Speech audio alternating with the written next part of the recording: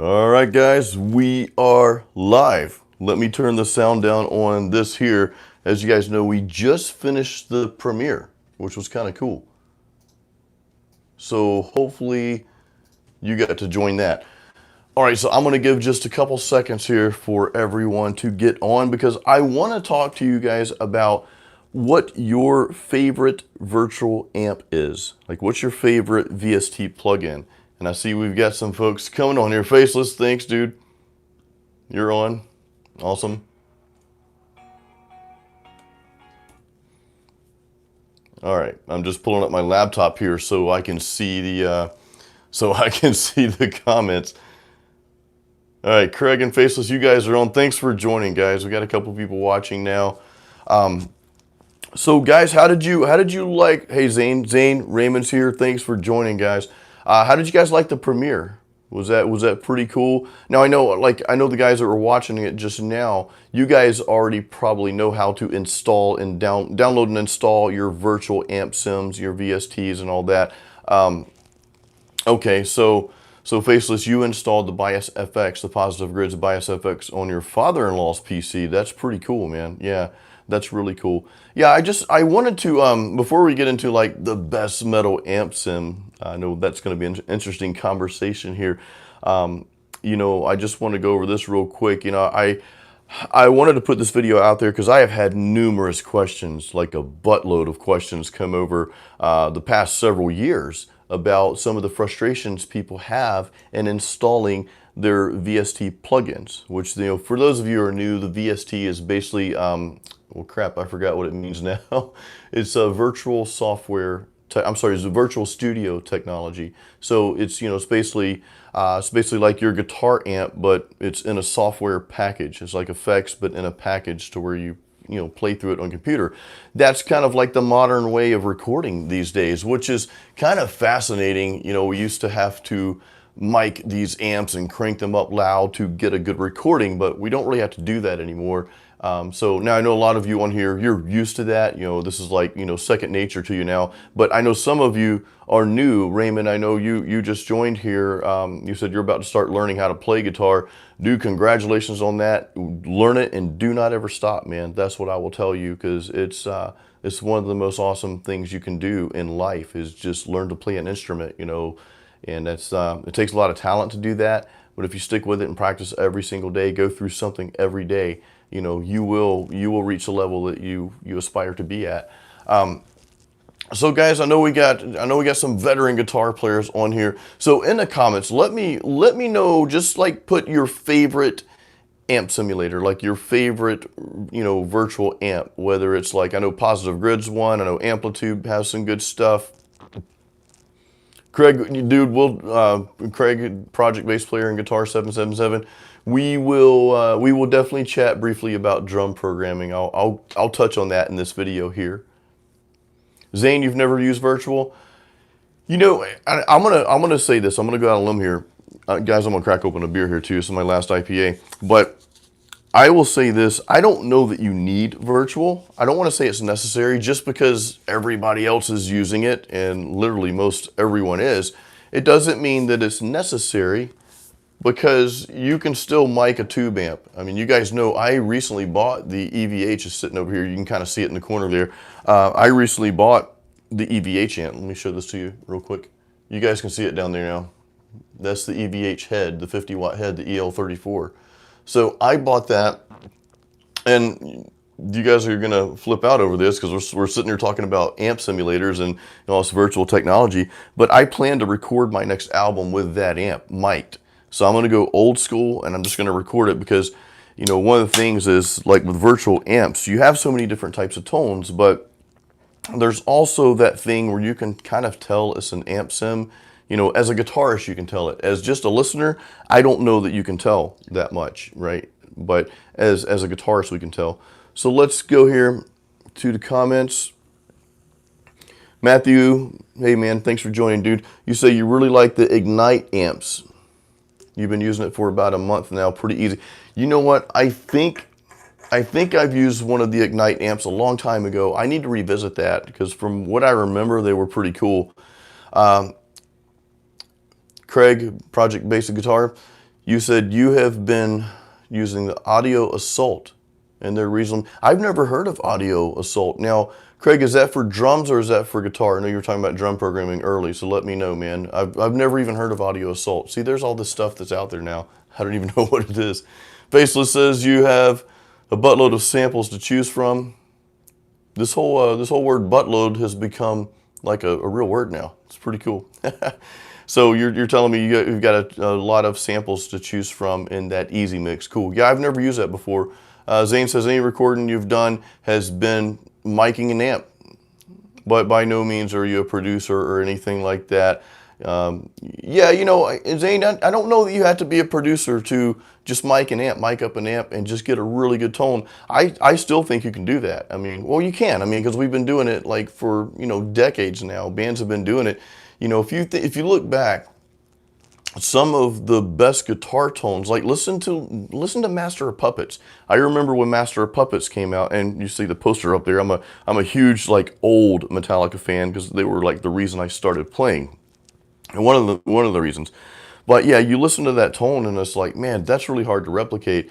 And even like, you know, Killswitch Engage, they're known for their guitar tones, you know. Adam, he's known for having just those superior guitar tones. And of course, I believe they were recording live amps, at least they were back in the day. I know a lot of people these days are using virtual amps, not even plugins. Some are using plugins, but a lot of people are using like, what is it, the AXFX, and what's the other one? I can't remember the name of the other one there, but you guys, the Kemper, the AXFX and Kemper, those are widely used now. Mike said the Ignite Emissary, pretty spectacular. Yeah, I definitely need to go revisit that, man. Definitely. So the Faceless, my amp is a Vox VT50 just for home. Now, is that VT50, is that a solid state or is that a tube? That's what I'd like to know. Because my EVH is, you know, 50 watt tube amp, and that is more than enough, man. I have that thing on 1 in my bedroom. When I get like saturation, I get a good tone. It's even kind of loud, so it's crazy. Okay, solid, yeah, 50 watt solid state. That's still pretty good though, dude. That's definitely nothing wrong with that, you know, especially for a practice amp. Zane, the tricks of getting a solid recording, that's why you'd like to try out the virtual. Yeah, you know what? I will say this. It's easier to record using virtual amps because, you know, when you record a live amp, you've got to get that mic placement just right. And a lot of times you've got to test that. And if you're lazy like me, you just want to like put it somewhere and play and be done with it. But, you know, unfortunately, I know when I start recording this next album with a live amp, I'm going to have to do some tone testing for a while, you know, and then if you record over a period of weeks, like it's probably what I'll be doing, you know, you'll have to remember where your amp settings are or just leave your amp alone until you record. So yeah, there's a lot that goes into that. And then there's some post-processing that you probably need to do as well when you record a mic'd amp. You know, I mean, you're going to have your noise gate, you're going to have your overdrive in front of it to tighten up that tone. But then once you put those tracks in the studio and start working, you know, you might have to like, you know, clean that up a little bit with some post-processing. Whereas when you're recording with an amp sim, you don't have to do any of that. In fact, like when I'm using amp sims, I use the amp cab. Of course, you mess with the mics or whatever, but I don't use a whole lot of pedals. I mean, I do the screamer thing. All those amp simulators have like a screamer, and I put a noise gate on it. That's it. I don't do anything else. I don't do any compression, any limiting, nothing at all, because it's already, you know, if you start doing too much to it, it starts sounding processed, and I don't like that. So yeah, you know what? Amplitube for years, just the Andy James. That's over Tigo 5D.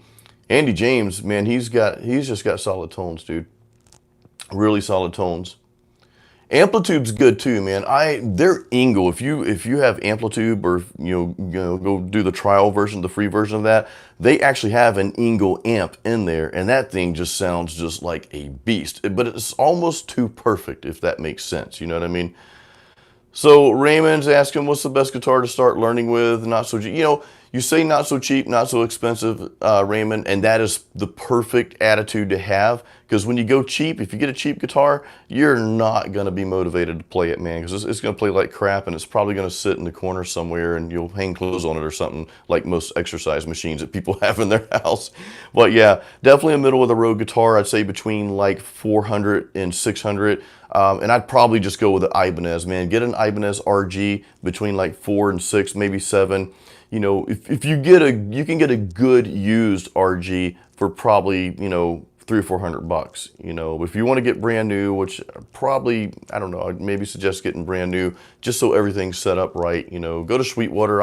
I deal with them. I'm not promoting Sweetwater, guys. It's just I've had like nothing but awesome experiences with them.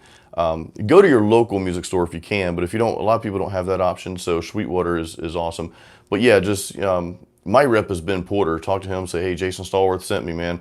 Just ask for Ben Porter, and he'll set you up. He'll set you up really nice. He's never done me wrong, and just always like really paid attention to my needs as a guitarist.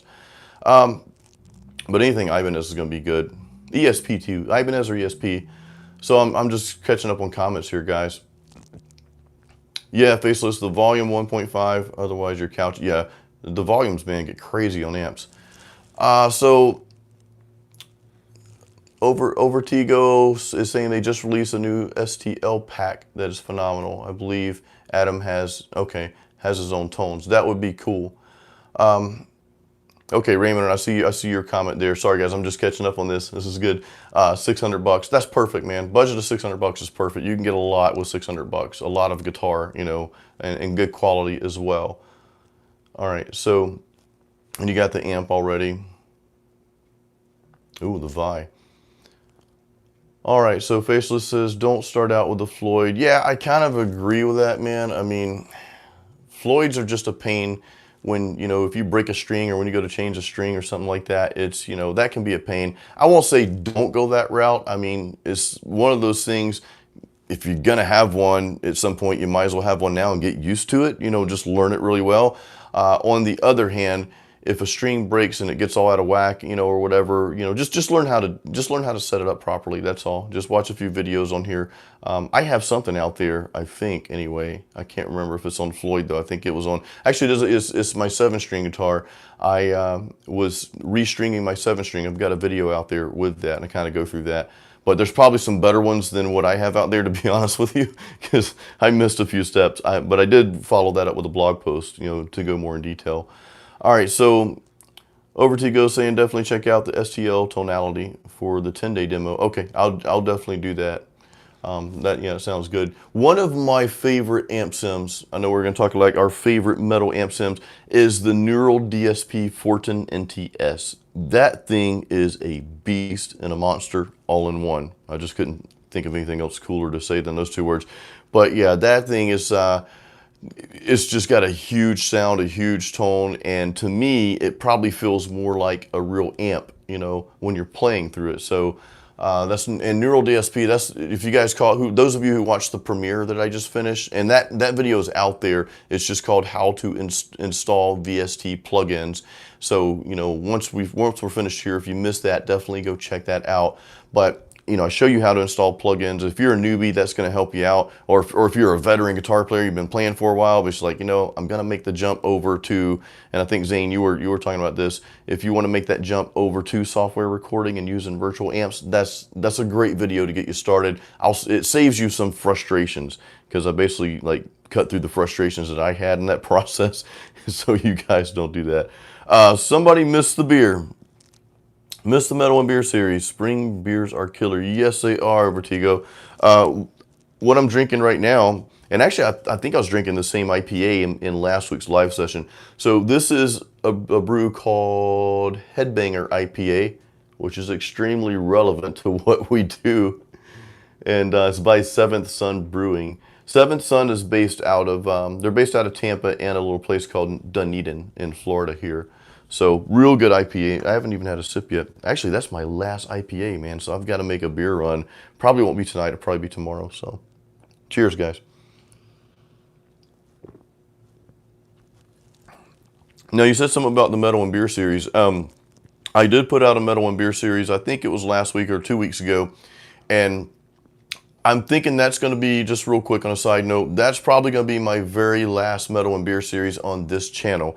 I put a poll out there on YouTube and Facebook, and I think most of you guys are following me on Facebook. Just look up Jason Stallworth Metal, and that'll take you to my musician page. I would say don't go to my personal page, because my wife and I are kind of like narrowing our personal pages down to almost nothing, just really like, you know, family and friends of family, that sort of thing. So, you know, because we now work for ourselves. So, but yeah, definitely, if you're not following me there, I put videos out on Facebook and Instagram every day.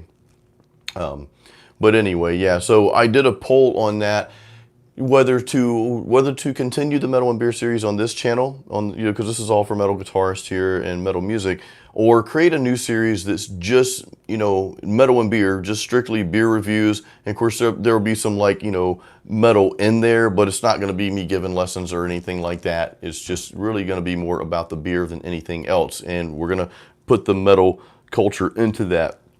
So I'm probably going to kick that off, you know, either the end of this month or next month. I will let you guys know when that channel's created.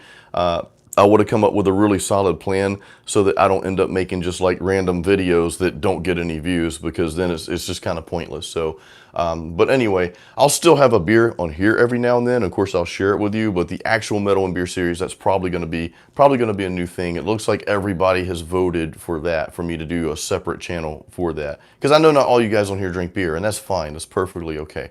You know, this channel is about metal and metal guitar, and not so much about beer. So anyway, the Faceless says a guitar has to look good, sound good, and play awesome. Okay. However, if you start out with if you start out, the playability will be somewhat the same on a cheap guitar. Yeah, you're right. When you're starting out, it kind of all feels the same. But I would recommend at least doing that middle of the road guitar. Zane, you're drinking Elysian Space Dust IPA. Oh my God, dude! I think you guys caught my good friend Eddie Gray from the Pipe Nook. He was down here last weekend. We went to a John Waite concert, or the weekend before last. Man, time goes by fast. But we had some Space Dust, Elysian Space Dust. That's a really good IPA, dude. Like, nothing tastes like that. It's just, you know, in its own league, so to speak. All right. So you're gonna look for, yeah, guys. I don't know. This Headbanger IPA, I don't know if you're going to find it outside of Tampa, to be honest with you. But, you know, if you're close to that area, you know, definitely look for it. It's a good beer. Very, very good beer. So, Dazzy, what's up, Dazzy? Thanks for coming in. I see Garrett on here. Thanks for coming in, dude. Good to see you guys. So we're chatting about the best amp sim. So we've got a Helix conversation going on here. I want to read this. So Dazzy says, STL Tone Hub has a deal, 150 for Tone Hub. Oh, with a preset pack included. I was looking at it, but you have the Helix Native. Yeah, you know, I'm curious as to how that Helix Native sounds. You know, I've got the old Pod HD 500. I'm not going to grab it. It's sitting right over there. I'm supposed to, you know, donate it to a friend of mine's church, and I'm going to do that here soon if I can get up with him. It's just something that I felt like I wanted to do. But anyway, so going back to line 6, though, I've never played through the Helix.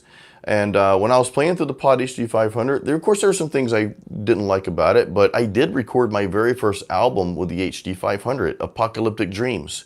I released that in 2013. So, and I was very happy with my tones. I even look back now, I listen to that album now, and I'm like, man, you know, I personally like the guitar tones in Apocalyptic Dreams. They sound great, in my opinion. And no, it's not just because it's my album, but just comparing that to some of the amp sims, you know, I hear out there.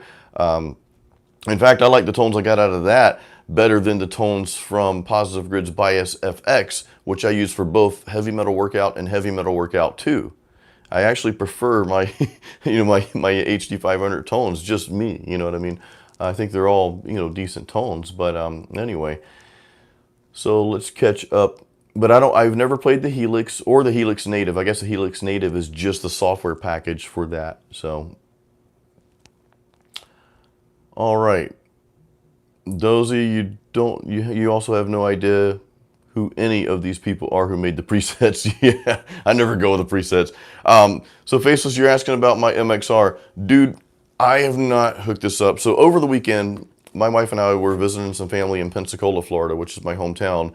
And I went to Blues Angel Music there. It's a local music store there. And I was looking for a noise gate because you guys know I got this EVH over here. It desperately needs a noise gate. I'm probably just going to order one from Sweetwater tonight.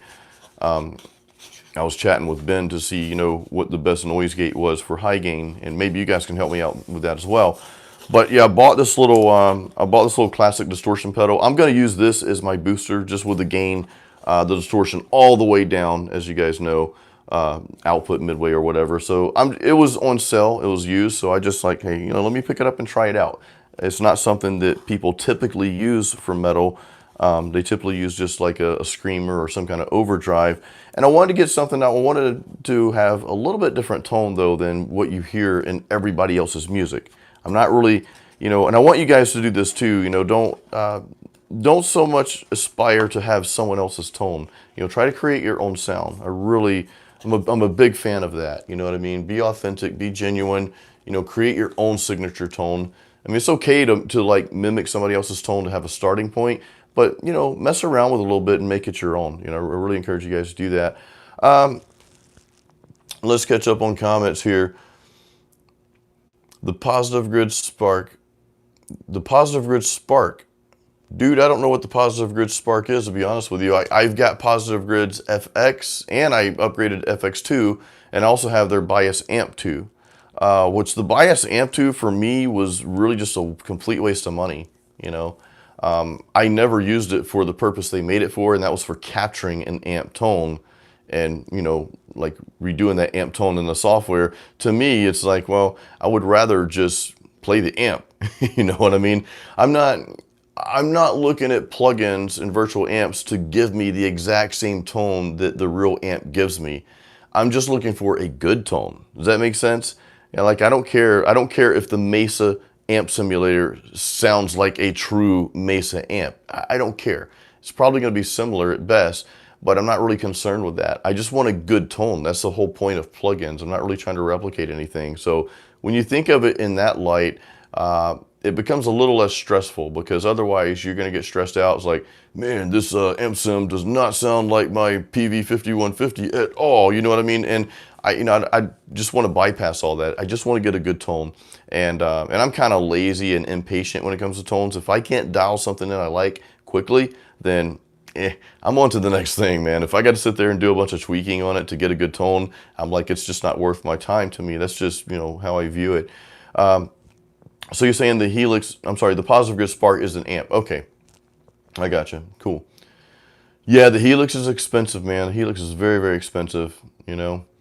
I almost like the standalones better than plugins. The standalone, like, you know, I mean, I've played through an Axe FX probably once or twice, but it's one of the older models.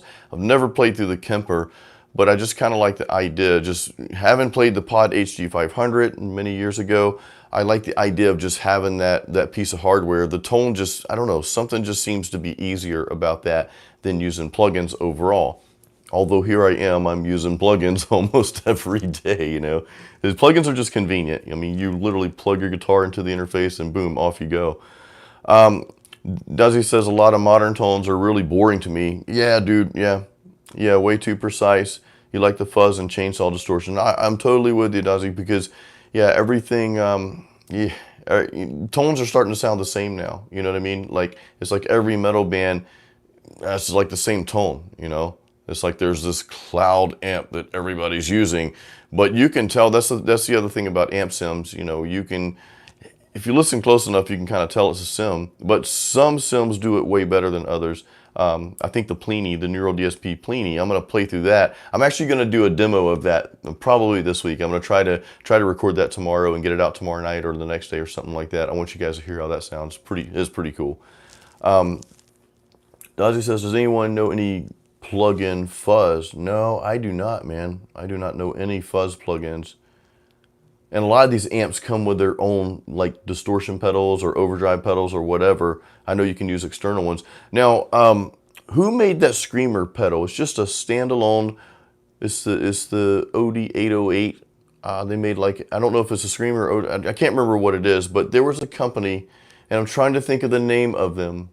and I cannot remember their name, but they made a really nice screamer simulator, and maybe I'll come back and post it on here later. All right, so Kemper, yeah, Kemper is super expensive. Abdullah, yes, I have Bias FX. I have Bias FX 2, and I have Bias Amp 2 as well. So Bias FX is a good, like, you know, one and done type plugin. It's a really good suite of amps, and it's got a ton of effects. I mean, really, if you're just going for something that does everything, that's probably the way to go. I'm glad I have it, you know. I probably could have saved a little by not upgrading to the Bias FX 2, because I find myself playing the original Bias FX way more. I hardly ever touch the Bias FX 2. I've got a video out on that, kind of comparing the two, but yeah, I don't know. There's something that FX2, and maybe they'll make an update to it to make it better, but just something doesn't quite, you know, jive with me with that upgrade. Yeah, Lucian, you got the Bias FX2, but you feel like you wasted money. I do, yeah, I really do, man. I could have saved that $100, you know, or however much it costs. I don't remember what it was now. Yeah, Dazi, the Neural DSP, you know, the Neural DSP, and I mentioned this earlier in the video, they came out with the Fortin amp, the Fortin NTS and Fortin Nameless. Not really a fan of the Nameless, but the Fortin NTS, that's, to me, in my opinion, that's one of the most brutal metal amps out there. But let's see, Zane comes in and says, you have someone who used GarageBand for your solo song. Sounded sweet. Okay, cool. Yeah, and yes, I hear what you're saying, very limited on tones. But yeah, back to the Neural DSP in the premiere that I just posted, you know, about 20 minutes ago.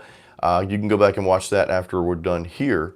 And that's the Plini amp. So Neural DSP, Fortin and Nameless, of course those are based off the actual Fortin amps. Really, really good amps, especially the NTS. Then there's the Archetype Nolly. I've got a video out there on that too. I didn't buy that, you know, I didn't buy the Neural DSP Archetype Nolly. I just played through the demo, made a video, and I was like, you know, it was great, and I kind of want to revisit it, but I guess it didn't wow me enough to really buy it, you know. But I'm playing this Plini now, and that one sounds cool. Will I buy it? I'm just not sure yet, to be honest with you. I'm not sure if I'm going to buy the Plini or not. It's kind of pricey. I can't remember what the price is, but you know, what Neural DSP is doing is awesome. They're kind of like, every plugin they put out is like its own plugin. It's like, okay, here's this set of amps and effects, and this is what you get. And if you want something else, you go buy this set over here. Whereas companies like Positive Grid and Amplitube and Guitar Rig and all these, they give you one plugin with all these options. The problem with that is when you're trying to do everything and boil the ocean, you probably don't put 100% focus on any one thing. So it's kind of like you're getting good stuff, but nothing's really phenomenal. You know what I mean? Whereas the case for Neural DSP, having these really single plugins that focus on this thing over here or that thing over there, like the Fortin, for example, you know, it's not versatile at all. It is just a pure metal amp, but it is an awesome metal, you know, virtual amp. So, you know, that's kind of how I feel about that. Garrett, you remember when Bias was on iPhone first? Oh, dude, I do remember that. You know, I never got Bias on iPhone. I never would have known how to even connect that. I'm sure we would have figured it out. But no, I never, that was pretty cool. Yeah, they were known for that. That's how they got started, man. And they just blew up, man. Positive Grid's just like almost becoming too commercial. So Jeremy, you're asking about metal-based plugins. So, and Craig, our bass player, guitar player, 777, you guys were both asking about that. So the bass plugin I use is by Studio Devil, and that's the company, Studio Devil, and it's called Bass Amp Pro. And guys, it doesn't even look like an amp, like the interface, you know, it doesn't have like a speaker, an amp and all that. What it looks like is just like the back end of your compressor and limiter, and it's got some effects in there. But man, that is one phenomenal plugin, and I've used that on, I think I've used it on every album except Apocalyptic Dreams. I used it on Heavy Metal Workout 1 and 2, the single I put out a few years back, Christmas presents, and then I also used it on the Masterpiece album. And this latest album, Masterpiece, that I just released in 2019, I think I dialed in the best bass tone on that album ever. So if you guys listen to that album real closely, and a quick, let me grab this real quick, guys. I always had to do this in every video, guys, because it is how I make my living. Shameless plug, I do have Masterpiece CDs for those of you who do not know about them. And I've got merch on my shop. I'm just going to post that link. That's my Masterpiece collection. I just posted that link in there. So anytime you guys buy anything from me, obviously it helps my cause. It helps me pay my mortgage and buy things like health insurance and all that, because we are full-time entrepreneurs now. So thank you in advance for your support on that. But anyway, so the bass tone I got out of that, you know, I had to tweak it a little bit. And guys, I'd be more than happy to share my settings with you for my bass tone from the Masterpiece album. So, you know, maybe I'll do another video on that. That might, if you guys want me to do that, I'll put something out there for that, because that tone is just phenomenal. But that's what I use. Again, Studio Devil, that's the name of the company, and the specific sim for that is Virtual Bass Amp Pro from Studio Devil. So definitely look that up. That's a really, really good one.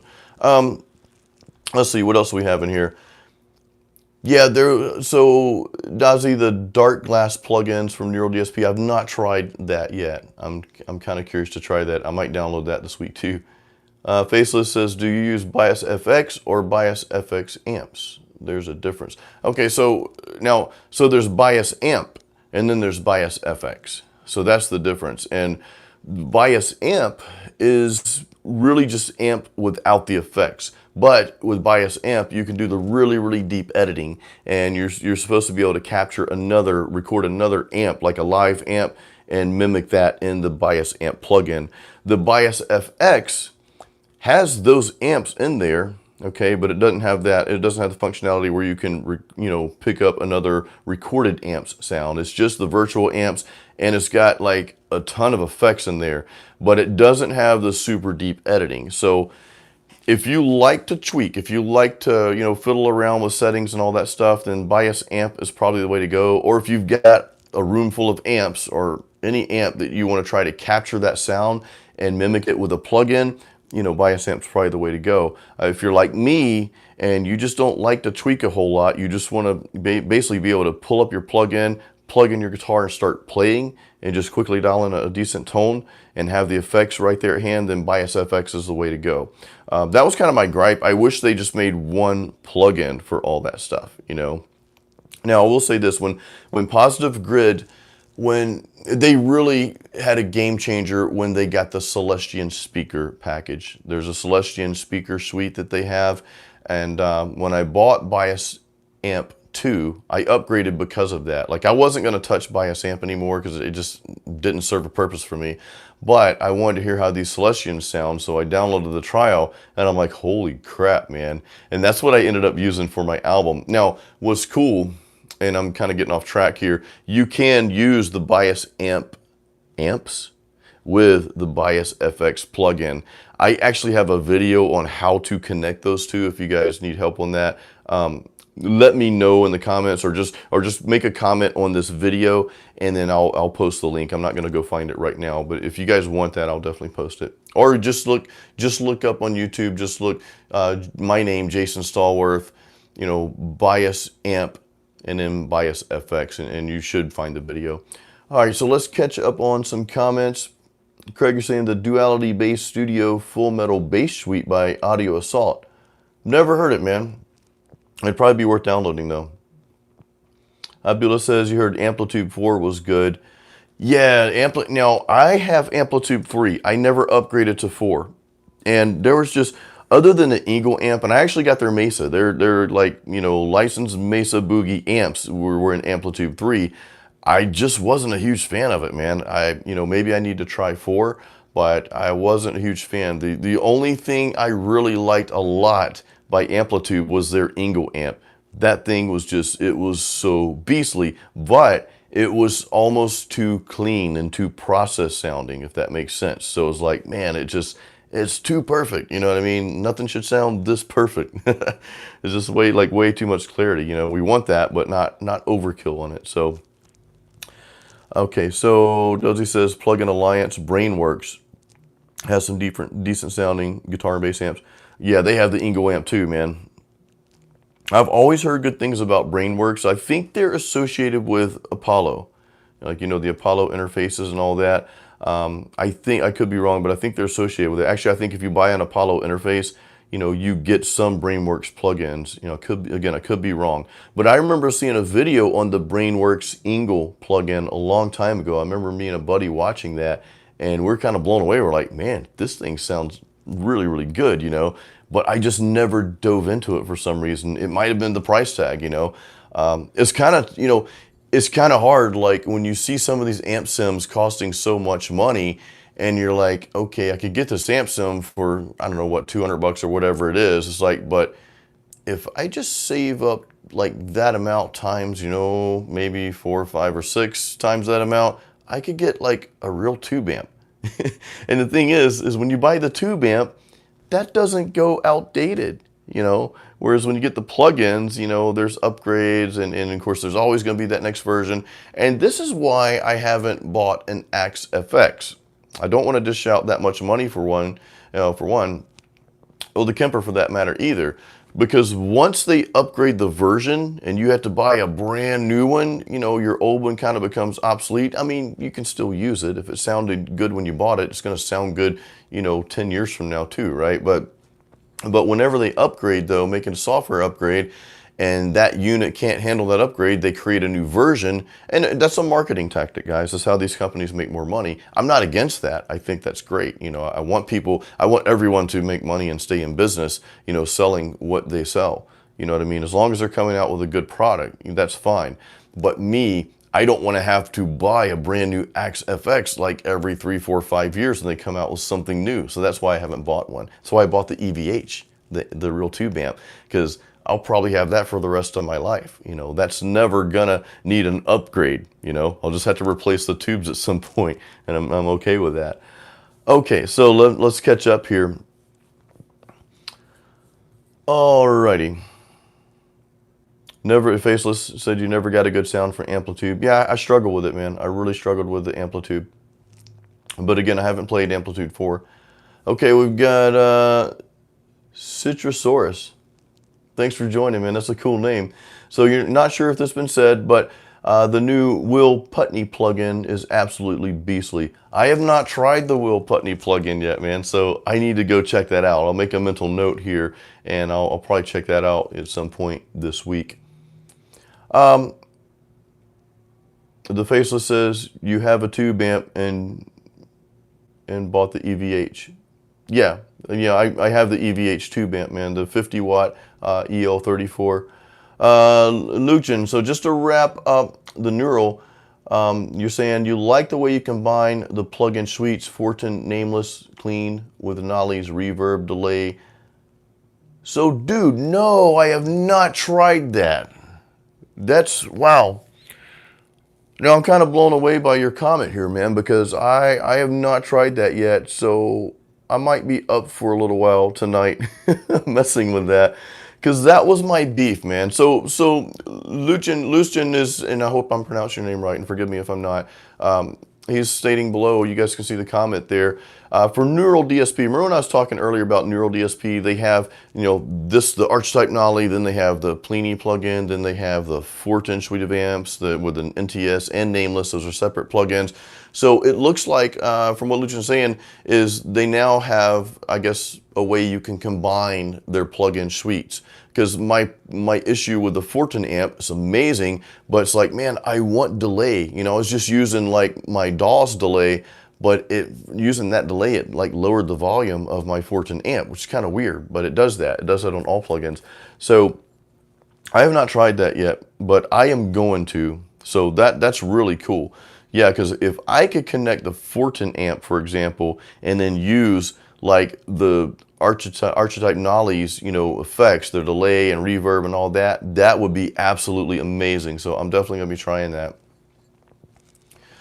All right, so Abdullah says, Axe FX and Kemper are versatile, though. They are. With a tube amp, you're limited to the tone. Yeah, you have a very good point, Abdullah. You are limited to tone. Now, that was another reason why I bought the EVH amp, because EVH is actually, made by the Fender company. So the amp has a really nice clean sound. But yeah, you're right. Yeah, I'm going to play metal with this amp, some hard rock, that sort of thing. But if I were to want clean tones, like really good clean tones, I'd really want like a Fender reverb amp or something like that for that, if I was playing that type of gig. Or if I was playing more like, I don't know, just lighter rock, I'd probably want a Marshall, you know what I mean? But for me personally, I really only play metal with an amp, so the EVH suits me quite well. Any other time I'm playing out, and if it's not metal, I'm playing acoustic, so I don't even use an amp for that. I just bought the tone, the full tone, I'm sorry, what is it called? I can't remember the name, the Fishman, I'm sorry, Fishman full tone DEQ. So I haven't bought it yet, but I'm going to buy that. So yeah, but I get your point, Abdullah. With amps, you are kind of limited to, what that amp can do. Whereas with Axe FX and Kemper, you've got a lot of versatility. So, in that case, if you're playing a lot of different styles out like that and you need that, and you're okay with upgrading every time they come out with a new one, which again, you don't have to do that, but it's an option. So yeah, that's not a bad way to go. So Luchin's saying just add the plugins in one FX chain. Yeah, I guess you could do that. I've tried that with other plugins, Luchin, and it really didn't work out too well for me because of the way the plugins are set up. I will try that though, so because I'm very interested. I'd love to use the Fortin amp with a really good delay from another plugin. So I've yet to find something that can do that. The Faceless is asking if I can connect the EVH to my Mac. I've never tried it before, and I really have no reason to do that, to be honest with you, man. I really bought that amp to play live, and when I record with it, I'm just gonna mic it up, you know what I mean? Because the whole point of me miking that amp is really to get that air push. I want to get that full effect. I've never been a big fan of how amps sound like connected directly to the interface, because then you have to use a plug-in for the speaker cabinet. So it's like, well, why not just use an amp plug-in with it at that point, because you've already kind of digitized it with that cabinet plug-in. Just my opinion. Dozy, you think the Ugritone is working on an amp sim? I'd love their kilt drums. Oh man, I've never heard of that, dude. Ugritone, I've never heard of that. So that's going to be something I want to be on the lookout for. It's going to be cool. Over to go. So just cracked open a Sierra Nevada Bigfoot barley wine. Oh man, one of my favorite seasonals. Cheers, dude. Yeah, that's a Sierra Nevada. I don't think they make any bad beers. They've become this really large beer company, and a lot of companies in general, when they start getting too big because they have to mass produce, quality starts going down. So that's why I love microbreweries and breweries that just kind of stay in their local region there. But Sierra Nevada has done a really good job at keeping their quality. Their beer is pretty top notch. I've never had a bad one. Actually, there was a pine IPA I had. I just wasn't a fan of it, but I don't like that pine taste in IPAs. So when I drink an IPA, I usually don't get the pine. Anyway, that's just my 2 cents on IPAs. But yeah, same with these companies, guys, that make plugins. When they start, that's my fear with companies like Positive Grid, and you saw that with Guitar Rig and Amplitube. People don't really talk about those too much anymore because they went so big and they started trying to boil the ocean and just appeal to everybody that, you really can't focus on one thing being great, So I kind of like when companies, stay a little smaller, and just be great. I read a book, called, Stay Small and Be Great. I probably paraphrased the title just now, but it made a lot of sense. And one of the stories in there was talking about a brewery, Anchor Brewing out of California, in San Francisco. And many, many years ago, they had the opportunity to get their beers into the Vegas bars. But the guy said, no, I don't want to do that. Even though it was going to be a substantial increase for his business. It's like, I don't want to do that because if I grow too big like that, I'm going to lose control of my company and the quality is going to go down. So that's something to be said. Those of you who are into business, there's something to be said for that, kind of stick to just what you're good at, and, you can still grow, but keep like a tight rein on everything. Don't, when you try to get too big and go too far with it, your quality oftentimes suffers. So that's why I like Neural DSP a lot. I know they're starting to blow up now, and that's good. I have nothing against people being successful at what they do. That's awesome. I love it. It's good for everybody. But as long as they're paying a top attention to the quality of the product, you know what I mean? So that's my 2 cents on that. Okay, so Abdullah's asking, can I make a video on tube amps and their use in the bedroom settings? Yes, I will. Yeah. So yeah, I've got a 50 watt, my EVH is a 50 watt head, and I don't think you need like a huge volume to capture, you know, your tone. I mean, yeah, I'm gonna have to crank it up. I'm gonna put my headphones on that day, and whenever I'm recording, I am gonna have to crank it probably to the 3 or 4, but I don't see any need to really crank it to like 6 or 7 ear-piercing volumes. You know, I've recorded before with a solid state amp, actually, the Fender Mustang modeling amp. I recorded a single track a long time ago with that, and I mic'd that amp, and I was just really surprised on how good that came out. I'm like, man, this is cool. This is a lot of fun. But you know, if you get that mic placement in the right spot, or the right spots, there's not one perfect spot. And I'll tell you real quick, what I like to do when I'm miking amps is I like to mic, you know, you guys know I record 2 tracks when I record my rhythms.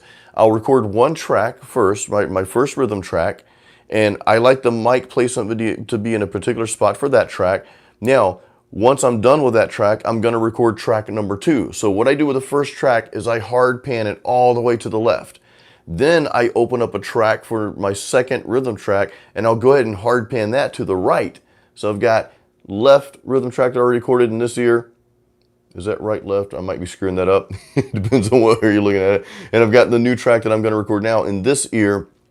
First of all, that gives you a full sound, but that second rhythm track, I want that mic placed in a little bit different spot because I want a little bit different tone with that. Does that make sense?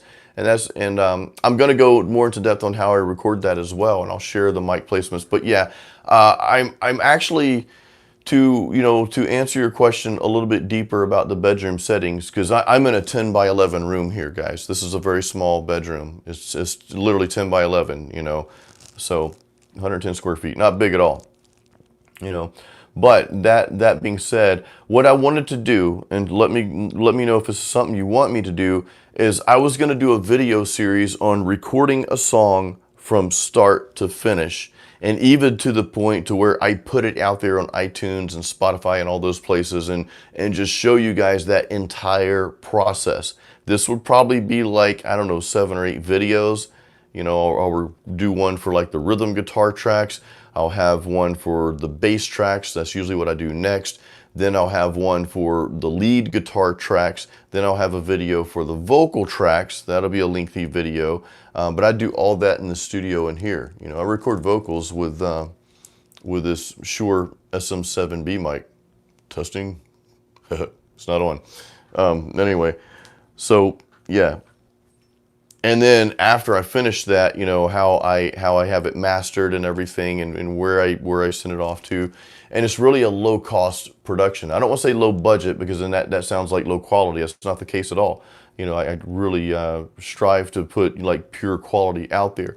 But then after I do that, you know, within the series, after I record the song, then I want you guys to see what happens next and take you through the process on how I get it out there to, you know, iTunes and Spotify, and just take you through the whole thing from beginning to end. So that'll be a series. So if you guys want me to do something like that, I'll probably put up a poll on YouTube here and Facebook as well to see how much interest is in that. Because if there's not a lot of interest in it, I won't do it. You know what I mean? But if I get a lot of feedback, it's like, yeah, man, definitely do the series, record a song from start to finish. If I get a lot of interest in that, then I will absolutely put something out there for you guys. So let me go back to the comments here.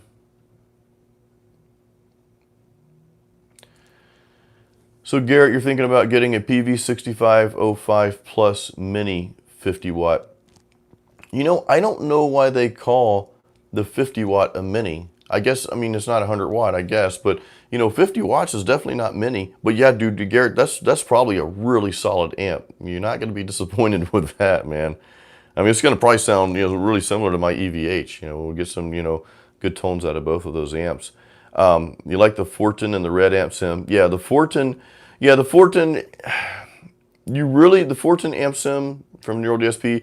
You really have to mess around with those mic settings quite a bit, And, you know, it takes a little tweaking in that regard, but you can get a pretty good tone. I've got some videos, Garrett, on here, and you've probably seen them already, dude. If you just search Jason and Fortin NTS, you'll see them out there. So Dozy says, yeah, dude, 5 watts max in the house. Yep, because, man, it gets super loud. Super, super loud. All right, so the solid state can sound good at low volumes. Yeah, the solid state amps are great at low volumes. It's when you start raising that volume up, you start losing some of that good quality, you know, tone. Dozy, I like pedal distortion at low volumes. Yeah, definitely like that. And I think that classic distortion pedal I just got will give me that. So I totally get that though, because tube amps, you do have to crank them up, which this is another reason why I went with the EVH. I don't have to crank that amp up to get a good tone, man. Sorry, my voice is cracking. I'm not sure why. Maybe it's puberty again. No, but the EVH, you can have it at like super low volume, and you've got if you turn the gain up, you're gonna feel like almost at that level like you're getting solid state gain, you know, because most tube amps you've got to crank the baby up to get those, you know, to get that heat, to get that saturation. But the EVH, you don't have to do that at all. I remember playing the EVH 6L6 version in Bangkok, Thailand a few years ago, and that's when I first got turned on to it. I was in the music store, and I was in there with my wife and her family. I'm like, hey, I got to stop by this music store. Let me check, you know, just check it out. And I came across that amp plugged in. I'm like, okay, I'm getting one of these one day. I just decided to do the EL34 version instead, which I really like a lot. So the solos, you'd love to see the solo series faceless. Yeah, I'm probably going to do that. Hey, dude, hey, hello from Russia. Somebody said, he said hello, bro, in Russian. Hey, dude from Russia. Thanks for joining. Thanks for coming on here. I love languages, by the way. I speak semi-fluent Thai. I would say I'm probably at an intermediate level. I'm not going to pretend that I'm advanced, because I'm not. But I do speak Thai, and I read and write some Thai. And I don't know, I have a fascination with learning about other cultures and other languages as well. So, you know, I need to study more. But thanks for joining from Russia. That's awesome. It's probably late over there. All right, guys. So, do you guys have any other questions about amp sims or anything you want to chat about? I'm going to wrap up here like real soon. But anything else? Yeah, I don't know Netherlands, the language in Netherlands, faceless at all. I'd love to.